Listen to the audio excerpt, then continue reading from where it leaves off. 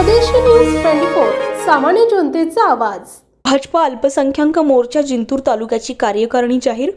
परभणी जिल्ह्याचे लोकनेते, लोकसभा निवडणूक प्रमुख माजी आमदार रामप्रसादजी बोर्डीकर यांच्या मार्गदर्शनाखाली आणि कार्यसम्राट आमदार सौ मेघना साखोरे बोर्डीकर यांच्या नेतृत्वाखाली दिनांक 28 डिसेंबर 2023 रोजी आमदार सौ मेघना साखोरे बोर्डीकर, जिल्हा उपाध्यक्ष लक्ष्मण बुधवंत, जिंतूर विधानसभा प्रमुख डॉक्टर पंडित दराडे, माजी नगराध्यक्ष सचिन उर्फ मुन्ना भैया गोरे, भाजपा अल्पसंख्याक मोर्चा परभणी जिल्हाध्यक्ष मतीन तांबोळी यांच्या प्रमुख उपस्थितीत भारतीय जनता पार्टी अल्पसंख्याक मोर्चा जिंतूर तालुक्याची कार्यकारिणी जाहीर करण्यात आली आहे।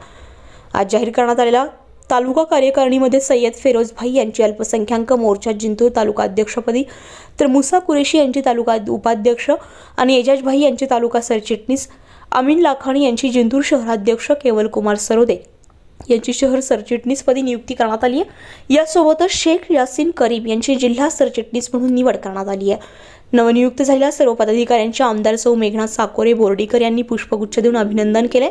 तसेच भारतीय जनता पार्टीचे ध्येय धोरण आणि केंद्र शासन, राज्य शासनाच्या विविध कल्याणकारी योजनांचा लाभ सामान्य लाभार्थ्यांपर्यंत पोहोचवून सर्वसामान्य नागरिकांपर्यंत भारतीय जनता पक्षाचा विस्तार करताना असा विश्वास व्यक्त केलाय। तसेच सर्व पदाधिकाऱ्यांना पुढील राजकीय वाटचालीस शुभेच्छा दिल्या।